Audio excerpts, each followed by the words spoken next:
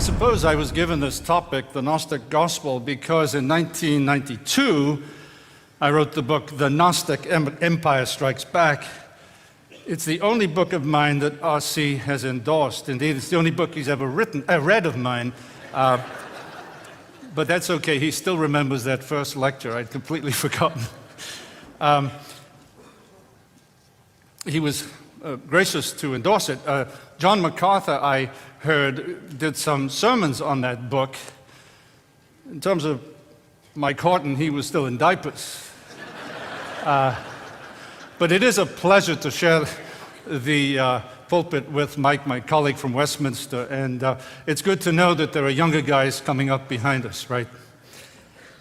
But what these guys don't know when they were endorsing and preaching about this stuff was that that book was born out of culture shock. I taught New Testament in France for 18 years. And of course, in godless France, you didn't speak about theology or spirituality in public because everybody was secular. And when I came back to the States in '91, I was amazed to discover that America, that has always been very spiritual, was now changing the focus of its spirituality. And I took some time to try to figure out what was happening. And I'd studied Gnosticism in various places, and I began to connect the dots between what was happening in the culture with ancient Gnosticism. And in that book in 1992, I suggested that all these wildfires that were beginning to spring up in the culture were actually related by a massive fire burning underneath just the surface of the culture that actually connected all the dots together in a new ideology, a new agenda of what I began to call paganism. So these were not just simply unrelated hot-button issues, but a full-scale alternative to the gospel. Here's what I said in '92. The New Age has a coherent agenda orchestrated from a diabolical center, moving and reproducing ineluctably like algae in a lake. Well, what's happened since 1992? Here's what I want you to take away from this lecture. Gnosticism is both a specific ancient heresy that the church already faced and defeated, but that it is also the essence of the revival of religious paganism, which has the goal of creating a new pagan planetary civilization where the Christian message will be snuffed out if they can do it. That's threatening the church, and that's not new. I lived in France. In fact, in a week's time I will be in Lyon, in central France, and it was there that one of the first great anti-Gnostic church fathers, Irenaeus, was bishop. And just before he got there, the Romans in Lyon put to death 42 Christians in the arena. And what struck me as I visited that place some years ago was this, that the struggle for truth was both inside the church and outside. And that Irenaeus and those Christians faithful to the Word of God were fighting Gnosticism, paganism within the church and also outside of the church in the culture around them. And I believe that that is what is happening today, and I hope that that perspective will help us as we understand what we're hearing about what is happening in the church, that is a reflection on what is happening in the culture at large. So that's what I want you to take away. What about ancient Gnosticism? My New Testament studies set me up for this lecture. While everyone was watching the Allied assault on Germany, I was not doing New Testament studies then, and hoping for a quick end to World War II, an Egyptian peasant by the name of Muhammad Ali was making a stupendous discovery, unearthing in 1945 near the Egyptian village of Nag Hammadi Gnostic texts that come from the 2nd and 3rd centuries. And you know, their message was probably more earth-shaking than the events of the Second World War. Indeed, you could almost say that the war for truth was beginning to work itself out in some kind of very public way in once Christian America from that time on. One of the most influential American New Testament scholars, James Robinson, and my own life intersects with all this stuff because he accepted me to do a PhD at Claremont. I didn't eventually do it.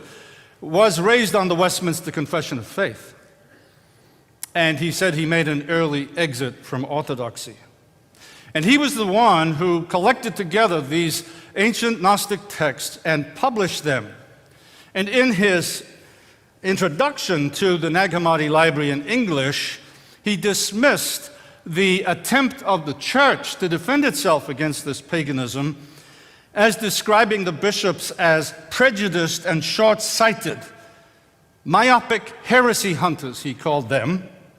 And you know, that's still the way liberals try to present us. President Obama, speaking to a group of homosexuals in the White House a few weeks ago, said that those who oppose the homosexual agenda are holding on to, quote, worn arguments and old attitudes.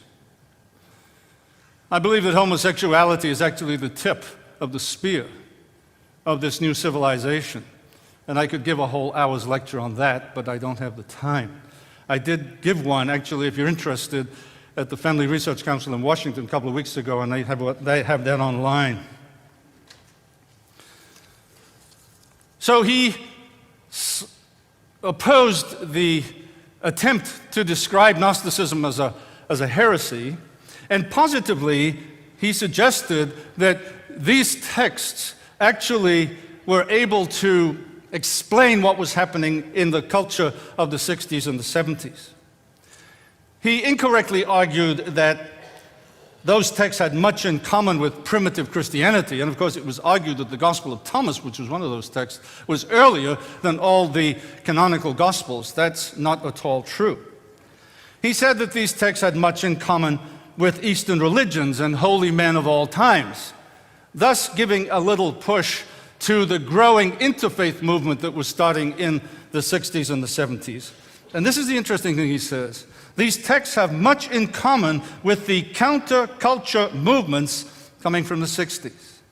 Isn't that most interesting?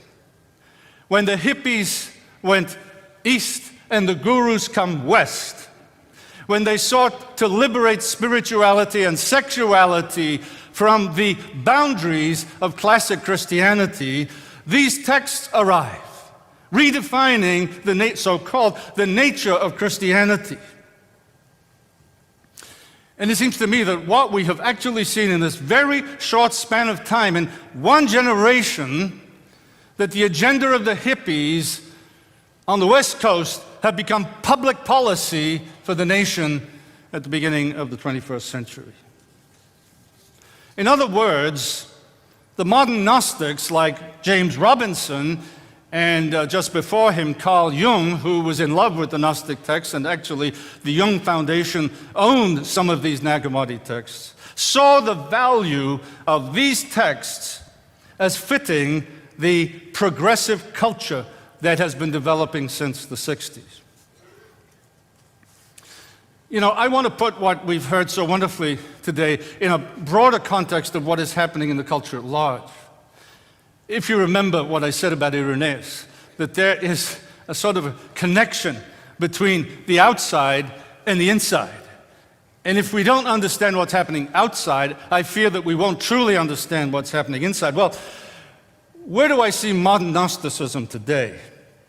We're living in a time, we are told, of pagan apocalypse, a time of unveiling where this so-called esoteric knowledge is coming out onto the surface and is being made available for everybody.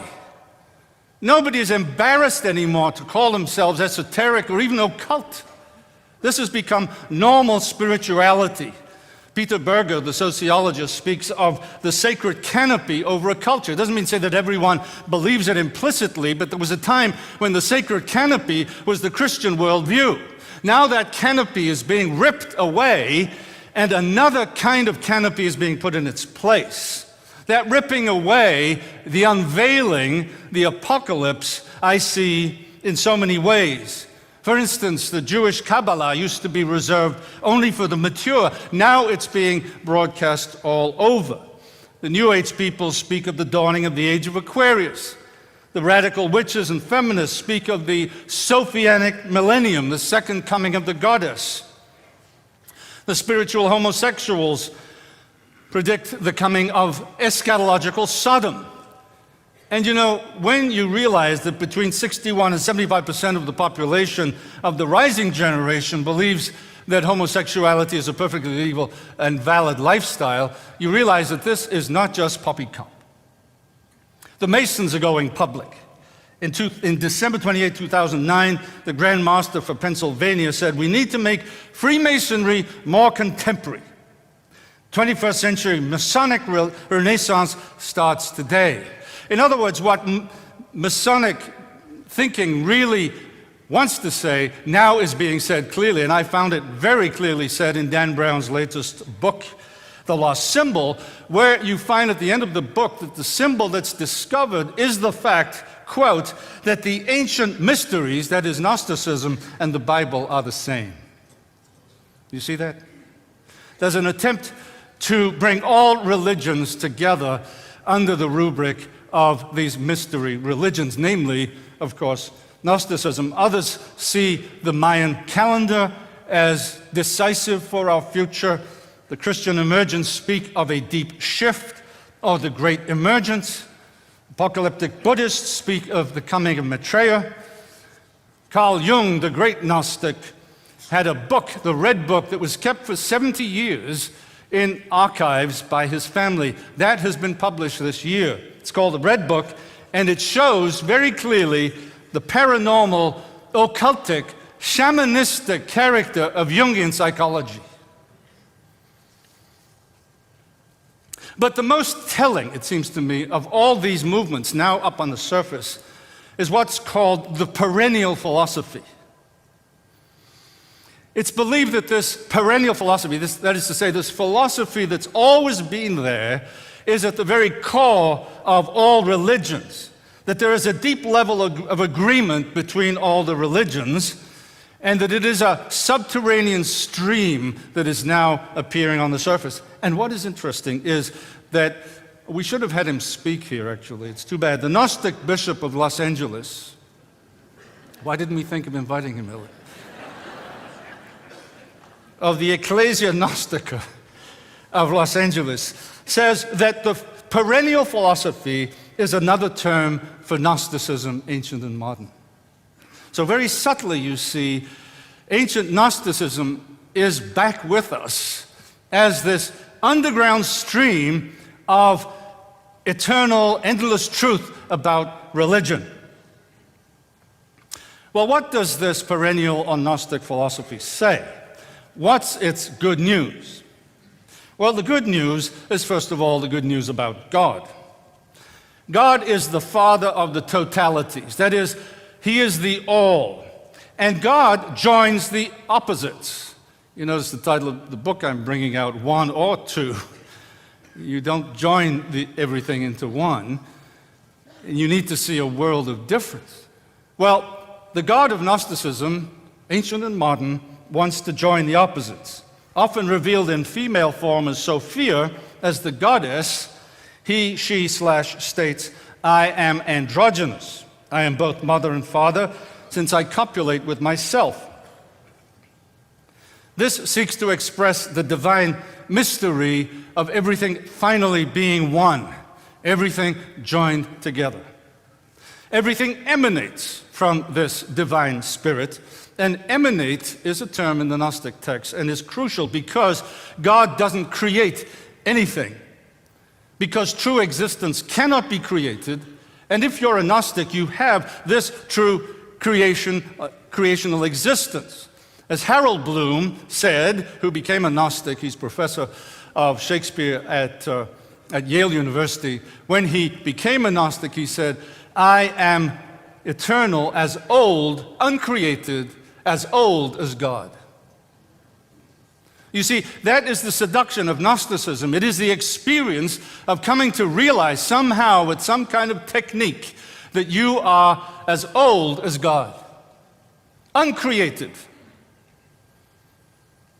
In the Gospel of Thomas, which is supposed to be the most Christian, you have this pantheism. It is I who am the all, says Jesus. Split a piece of wood, and I am there. Lift up a stone, and you will find me there. Rendering understandable what one of the great experts, Kurt Rudolph, said about Gnosticism, that it is dualism on a monistic background. Isn't that interesting? We always think of it in terms of, spirit and flesh, and that there is this big separation, which is true. But at the same time, it espouses the whole of reality, and is just one more form of monism, or what I'm calling more and more, for simplicity, oneism.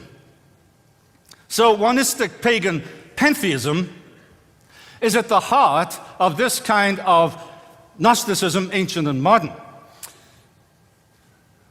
Hippolytus, one of the church fathers, noted this connection a long time ago. He documented that the so-called Christian Gnostics of his day, of the 3rd century, were interfaith perennialists who sought, quote, the wisdom of the pagans. That's what liberals have always done. They seek the wisdom of the pagans. The Christian Gnostics, he said, attended the ceremonies of the Isip-worshipping mystery cults in order, I love this statement, in order to understand the universal mystery, the perennial philosophy that flows just under the surface, that allows us to see the truth about everything. So that's the true God. The true God is that spirit behind everything who brings the good news to his followers that we are divine like him. The false God of Gnosticism is the creator of heaven and earth. He's called a blind fool and a joke because he thinks, quote, that he is the true and living God. He says, I am God, and beside me there is no other, the text you cited last night. That is dismissed by the Gnostics as God being totally ignorant of what is actually there behind him. He doesn't know this, and so he is a joke. He doesn't know that the goddess, Sophia, is the mother of the universe. And because of his dastardly work, he is actually called the devil himself, and is cast into hell, as any devil worth his salt should be, by the goddess. These are in the Gnostic texts. So what is Gnosticism? It is, I believe, a Christianized or Judaized form of paganism that's always been with us. The one great perennial philosophy. And I bring for proof the statement of an English witch. I love English witches. American witches you can keep, but English witches, they're really worthy of being listened to. And this one, Caitlin Matthews, is a priestess of Isis. And she says this: Gnosticism serves most admirably as a bridge for paganism to infiltrate Christianity in our time. And she's the one who announces the second coming of the goddess, the Sophianic millennium, the era of the goddess, where all peoples and all faiths will be united together. And of course, at that moment, Yahweh must be silenced. And so many radical feminists have attempted to do that. Naomi Goldenberg said in 1979, at the beginning of this movement, we women are going to bring an end to God.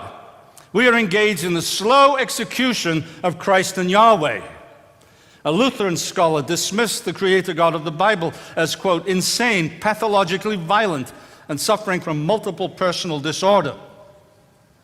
States which are the result of an archaic first-century understanding of God as a theistic being. You see, the whole rejection of theism, of God separate from us, of what I call twoism, that there are two kinds of existence in the whole of reality. One is the Creator, who never has a beginning, and everything else is creation, which began when God said, at that moment, let there be. And believe me, you are on this side of that moment, and everything is. And Harold Bloom is on this side of it too.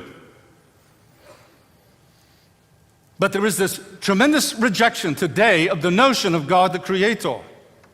Something we didn't expect, did we, just 20 or 30 years ago, such that in the San Diego Gay Parade a few years ago, I read on a t-shirt, "He's your God, they're your rules, you go to hell." You see, totally relativizing what for so long we took as central to everybody's thinking. But you see how radical Gnosticism is. It is a very rejection of theism. It's a very rejection of the idea that God is separate from us. We're all one together. And that means, of course, that when this kind of thinking takes over, you will be public enemy number one.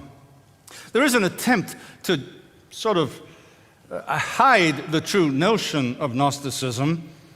A so-called objective historian, Elaine Pagels, I was with her at Harvard, so my own life intertwines with these people, tried to rehabilitate the Gnostic Christians, arguing, of course, that the patriarchal bishops were attacking the spiritual victims of Gnosticism and proposing Gnosticism as a wider, valid expression of Christianity. And that the Gnostic Gospels were merely complementary to the canonical Gospels. That is total scam. That is a spin zone. I do watch Fox. Douglas Greenlees, a modern Gnostic who is not at all a Christian, says this: "In its wording, Gnosticism is Christian, while its spirit is that of the latest paganism of the West." The two great Gnostic scholars, Hans Jonas and Kurt Rudolph, never saw Gnosticism as Christian. Rudolph says that Gnosticism is an independent world religion and should not be narrowly limited to a Christian heresy. It was a parasite, he said, prospering on the soil of the Christian religion. So that's a very quick background of what is Gnosticism. It is a very serious, ancient, and now modern view, spiritual view of existence. And the question is, what's its future? And I've already intimated to you that I think that it has its eye on a planetary civilization. We didn't realize this in the 60s when the hippies were looking for personal mystical enlightenment. But that has become much more than a footnote. We have seen during this period the demise of secularism, which has not survived the bringing together of the East and the West. And that this change of joining the East and the West, of Eastern mysticism and Western technology, is really the essence of our world today. And in many ways you can understand present politics, but I won't go into that in those terms. But there are some in the vanguard of this new vision of the world, this progressive, cutting-edge, new thinking that have said things about the future. Lloyd Gearing, an apostate Presbyterian, yes, we do have some, argues that tomorrow's culture will be post-Christian. He, first of all, in the 60s, simply denied the physical resurrection. And the New Zealand Presbyterians didn't take him to task for it. Now he denies the entirety of the Christian message, and he says this: "The time for glorifying the Almighty God who supposedly rules is now over." And he predicts that sometime in the future the calendar will be renamed and the year 2000 will be rechristened as the year 1 GE, global era. The Lord's Supper will be only significant human fellowship, and Christmas will be a family holiday. He says tomorrow's culture will be religiously pagan. Mother Earth will be the consciously chosen symbol, referring to everything about the Earth's ecosystem. And he makes this observation. By the way, his work is being promoted by the Jesus Seminar. It was founded by Robert Funkmike, who was raised in a fundamentalistic home. And his parents put on him a white suit and white shoes and pushed him out at the age of 10 years of age to preach. Don't do that to your kids. Anyway, his books are being promoted by the Jesus Seminar. He says then that the loving care of Mother Earth is in many quarters replacing the former sense of obedience to the Heavenly Father. That's just one of these thinkers. A crucial man to know is Thomas Berry, an ex-Roman Catholic priest who just died a year or so ago, calls himself a geologian. And he is at the head of a cohort of Western intellectuals closely identified with the United Nations, seeking to transform our planet into a world that worships at the feet of Mother Nature. His best-selling book, The Great Work, has as its goal to, quote, reinvent the human at the species level. This term, the great work, intrigued me, and I did a little bit of research, and I discovered that actually this book that is a bestseller and everybody reads it, and it's, you know, a programmatic statement of what the future world will be. But the title itself is interesting because you find the phrase, the great work, in all the occult books of the past. Theosophist Alice Bailey, who actually put great store in the United Nations for bringing the world together spiritually, called that view the great work. Aleister Crowley, another occultist, said the great work is the uniting of opposites, the uniting of the soul with God, of the microcosm with the macrocosm, of the female with the male, of the ego with the non-ego. And in his Gnostic Mass, this is what he said. The priest says, the Lord will bring you to the accomplishment of your true wills, the great work. The great work, then, is something that is out there and appears to be ecological and interplanetary and so on, planetary, but behind it is this occultic spirituality. Thomas Berry's writing lays out a blueprint for a whole new civilization, a powerful origin story, which is not the origin story of the Bible, but is based upon mythical evolution. A powerful pagan spirituality is a philosophical sophistication based on quantum physics, committed to ecology, working out a new pansexuality and a new ethic, a this-worldly eschatology, a new psychology, transpersonal neo-Jungian psychology, which is basically reintroducing the world to shamanism, a geopolitical program, a new educational philosophy, a new legal theory. That, I believe, is the future. And it behoves us to realize that the opposition ahead of us is massive and extremely intelligent and determined to work out this theory and bring it into practice. But there's one scholar I want you to note more than any other. His name is Ken Wilber. Into this triumphalist spirituality steps a new Gnostic prophet by the name of Ken Wilber, who wrote a book in 2001 entitled A Theory of Everything, an integral vision for business, politics, science, and spirituality. The new term, by the way, so that you don't look silly, is not New Age, but integral spirituality or progressive spirituality. These people don't like the New Age people because they were so focused on themselves, you see, because their agenda is now worldwide, and they don't want to be identified with some little small group anymore.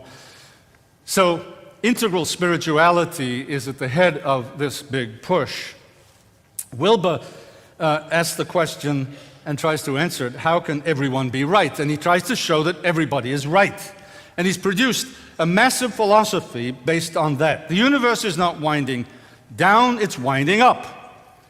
And a new meta-narrative of deep religion with global consciousness will descend on a collective humanity. His system is based on what he calls holons. That is to say, everything is a whole. But as a holon, it can be integrated into another whole, and so you can build a holistic system by transcending and including. That's the term. You include something by transcending it. And so he lays out a whole transformation of human thinking. He has 9 phases. He calls the first 6 phases first-tier thinking. Archaic, magical, power gods, mythic order. That, by the way, is theism. Number 4. Scientific achievement is number 5. The sensitive self is number 6. Then you move to what he calls second-tier consciousness. And he and all his cohorts occupy phase 7, the integrative, followed by the universal holistic, and ultimately the integral holonic. You following me? But believe me, this is not fooling around. This man is read by anybody who's anybody. It's Gnostic because the ultimate goal is integral spirituality, which is the direct spiritual experience of everything joined into one. I said this is not fooling around because he is being read right now by Bill Clinton, Al Gore, Tony Blair, George Bush, Jeb Bush, Gerard Schroeder, Thabo Mbeki, Jim Garrison of the State of the World Forum, Michael Lerner of Tikkum, Deepak Chopra. Oh, this is a good one. Rajendra Pachauri, who is head of the United Nations IPCC, the Intergovernmental Panel on Climate Change.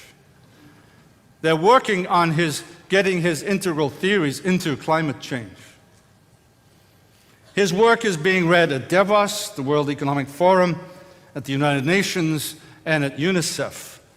They're developing institutes throughout the world of integral business, integral medicine, integral education, integral psychology. But his goal is staggering.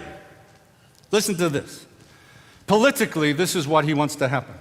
The US Constitution was the culmination of first-tier governance philosophy. First tier means non-mystical. What the world now needs is the first genuinely second-tier or mystical form of political philosophy. We are awaiting the new global founding fathers and mothers who will frame an integral system of governance. You see, this is church and state totally collapsed into one. Well, how is this stuff doing? Transcend and include, I hear said by a number of evangelicals. Some of them now call themselves ex-evangelicals. Tim King was interviewed by Spencer Burke, host of the OOZTV.com. Believe me, lots of young people watch this stuff and are onto these websites. And neither of them, Spencer Burke thinks he's a progressive evangelical still, but they've rejected doomsday scenarios of the Bible, and they agree together to meet beyond our belief systems. We need to transcend by the help of the Spirit and include all the religions. You know, the more I read in this material, the more I see that there are 2 things identifying this upbeat view of a new civilization. Listen to them. The first is interfaith mysticism, and the second is social justice ideology. Those 2 things are driving the powerful forces of occult spirituality in our day. Let me give you some proof of that. One example is someone I already mentioned, the Lucis Trust of Alice Bailey. It used to be called the Lucifer Trust, but some folks from Ligonier got in touch with them and said, "We did well promoting Ligonier, and you'd better change your name too." That was a joke, folks. Loosen up. The Lucifer Trust, now known as the Lucis Trust, has been in charge of the meditation room of the United Nations ever since its founding. It still is. Its goal is to bring all religions and nations together. And the literature I get now tells me it should be easy since, quote, uniformity of beliefs is unnecessary. What's necessary? A shared spiritual experience and collective service. You see that? A shared spiritual experience and collective service, namely mysticism and social justice. So you have this Tim King, this ex-evangelical, saying, let us meet beyond our belief systems. You have the Lucis Trust saying uniformity of beliefs is unnecessary. And you have Harvey Cox in the book that Mike mentioned saying, in this age, doctrines are giving way to social justice and spiritual experience. This is a massive movement, folks. And it is driving itself through our culture under the guise of doing good. This, I believe, is the new liberal agenda. Al Mohler, whom I respect deeply, said one thing wrong in August of 2008. He declared that the liberal Protestant river has run dry. Actually, I see a new stream of life now flowing in it. It's this progressive Christianity that is catching on to a pagan reordering of our life in a new form. And the example I give is the Reverend Dr. Lauren Artress, a female priest and canon for special ministry at San Francisco Grace Cathedral, who for a number of years has been popularizing the pagan labyrinth as a spiritual technique. Now, she was a classic secular humanist liberal, denying, all the miracles of the Bible and so on, as the old liberals did. Listen to what she says. We mistakenly thought that the intellect was the avenue of experiencing the sacred, to nourishing the soul. We discounted the imagination and our other faculties of knowing mystery. You see, the liberals now are turning to what the ancient Gnostics did, to the discovery of the universal mystery of the perennial philosophy. And this, you see, is affecting the evangelical church through a movement that we've been talking about, namely the emergent movement. Not everybody in the emergent movement is this far left, but this is where it's going. Phyllis Tickle prophesies that emergent Christianity will constitute the majority of Christian believers in the year 2050. But just how Christian will these believers be? She says, emergence is bigger than Christianity. It is a major interfaith paradigm shift that will rewrite Christian theology. It is more mystical than anything the church has known for the last 17 or 1800 years. Tickle openly admits that some emergents regard God not as an entity, that is a specific being, but rather that God is a relationship. God is a verb. But this is okay. And so in this movement, on the left at least, we have emergent Muslims, emergent Jews, and if we leave it to Brian McLaren, we'll have emergent Buddhists soon. Here's what one woman pastor of an emergent church, the pastor of Journey Church in Dallas, Texas, says. You see where this stuff is taking many people who once called themselves evangelicals. I cannot say exactly what we believe, except that experience is a higher authority than Scripture.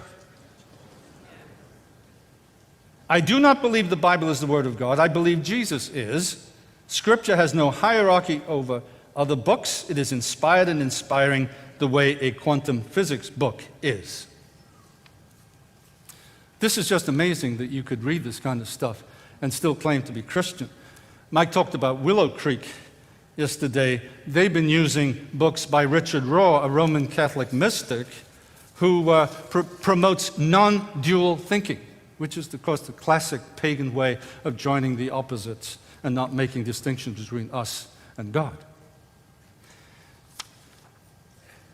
It's ironic.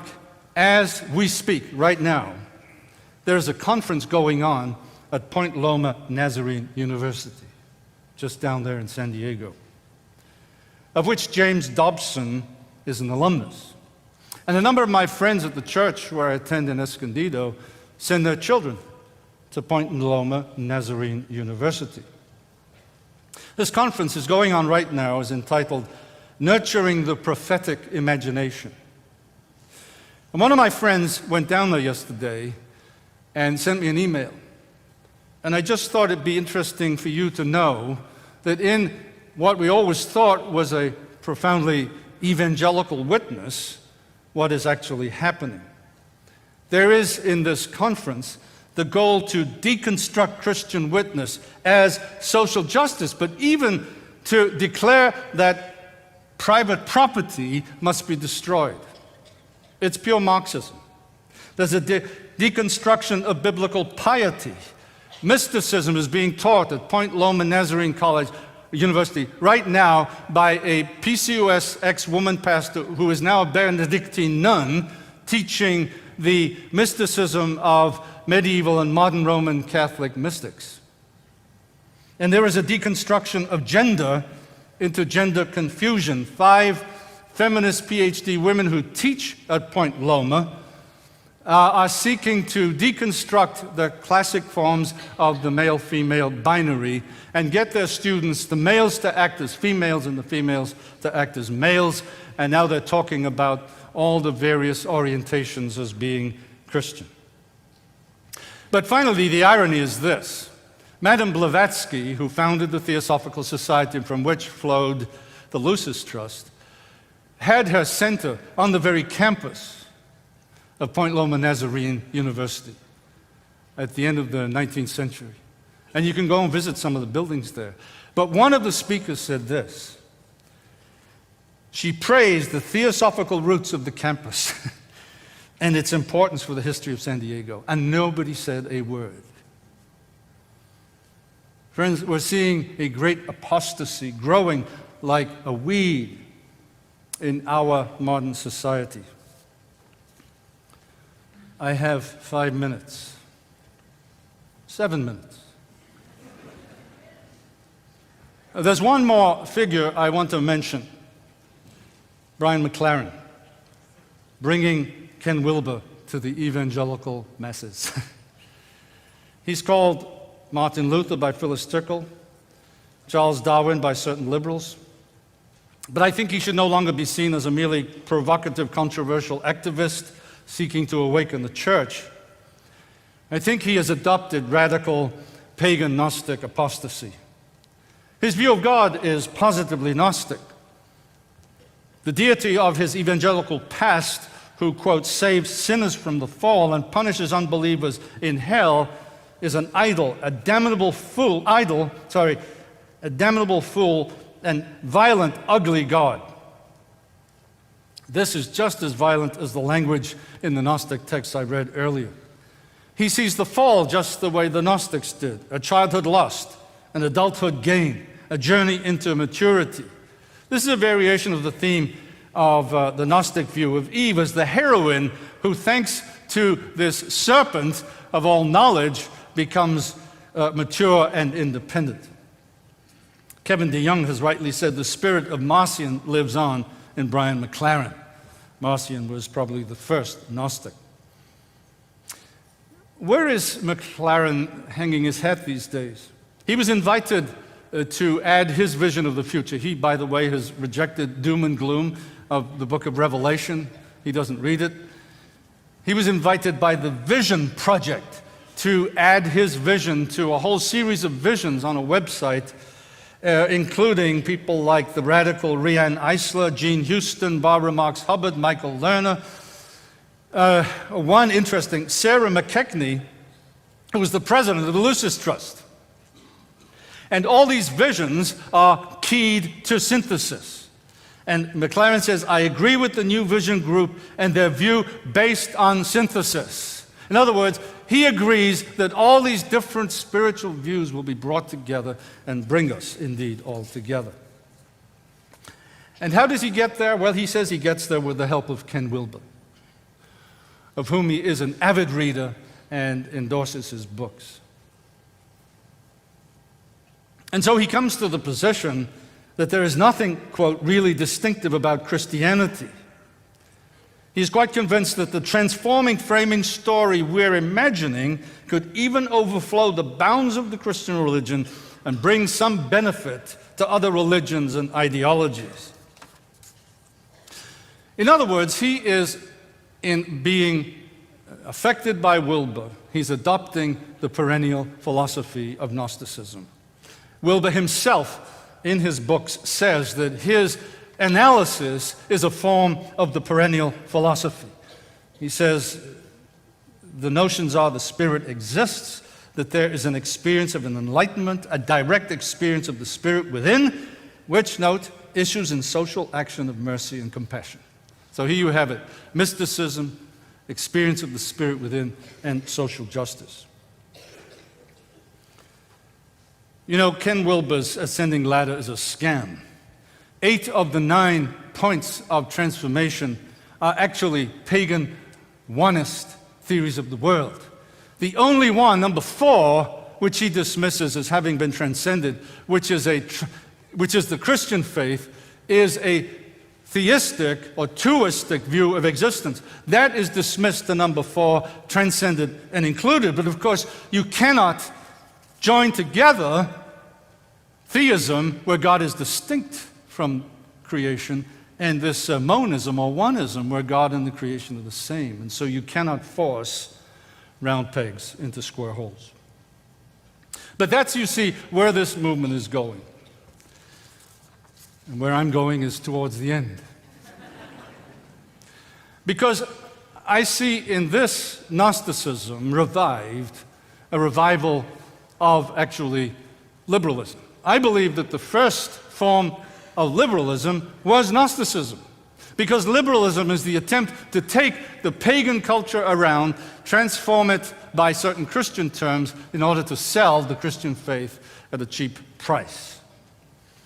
And we've seen this down the centuries. Jung in the 20th century, a self-confessed Gnostic, introduces Gnostic heresy in so many of the seminaries across the West because he talks about spirituality.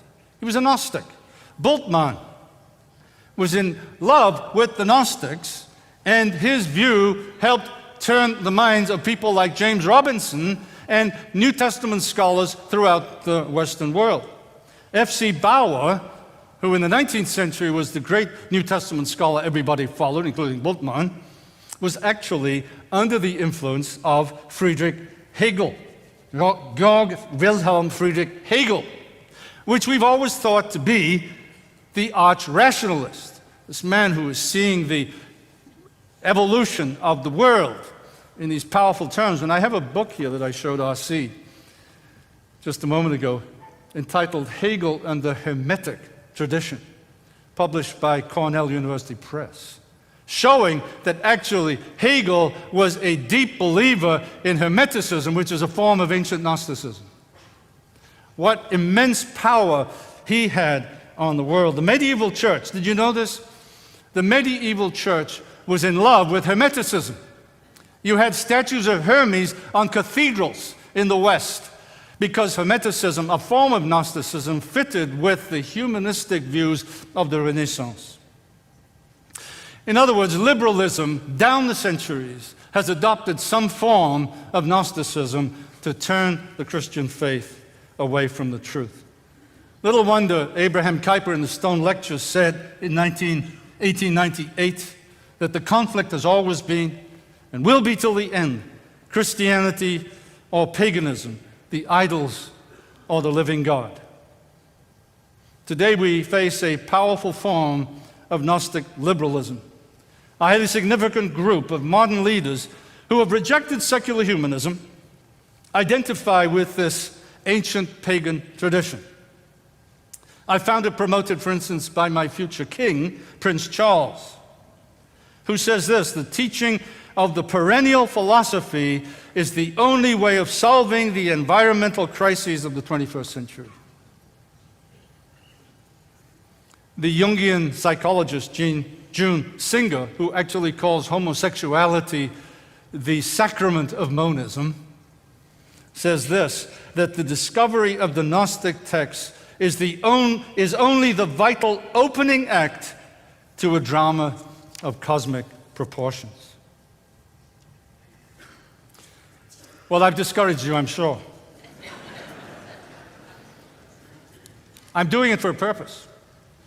The time of just hanging around hoping things will get better if we do the same old, is over. We need to be positive, but we need to be realist, as the early church was. I believe that you, and especially your children, are facing opposition that's not been known in the West for hundreds and hundreds of years.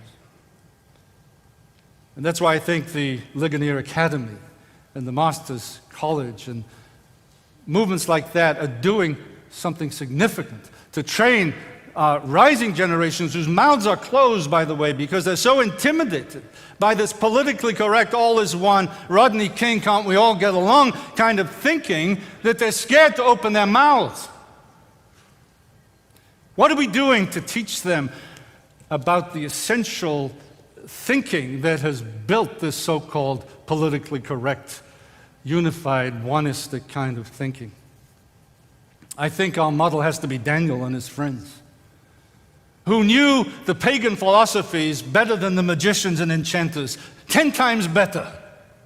That's what we need to be doing in our education of the rising generation of Christians, is helping them to analyze what's happening so that they can bring the truth of the gospel of twoism to a world buying the lie of oneism. In a week we will celebrate the resurrection.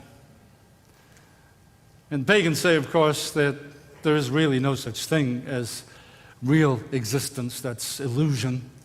But all of them one day face death.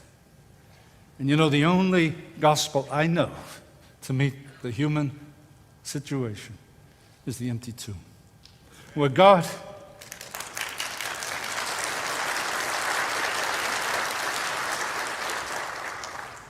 the creator of matter, will not let it finally rot in the grave, but raise it to newness of life as the first proof of a coming new heavens and earth. Like Daniel and his friends, dens and furnaces might well be part of our witness, but it will be worth it to hear one day the testimony of many pagan Neo-Babylonians who, like Nebuchadnezzar, will say, as he said, I, Nebuchadnezzar, praise and extol and honor the King of heaven, for all his works are right and his ways are just. That was the emperor of the pagan Babylonian Empire that said that.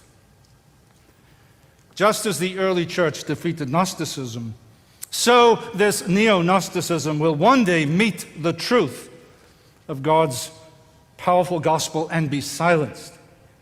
As the psalmist says, one day all the ends of the earth will fear him. And the final testimony of Nebuchadnezzar will be taken up on the lips of all pagan rulers and nations, past and present, obliged one day to recognize that Jesus is Lord, to the glory of God the Father.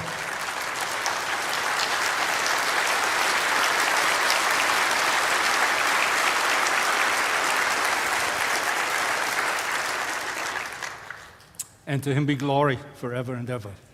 Amen.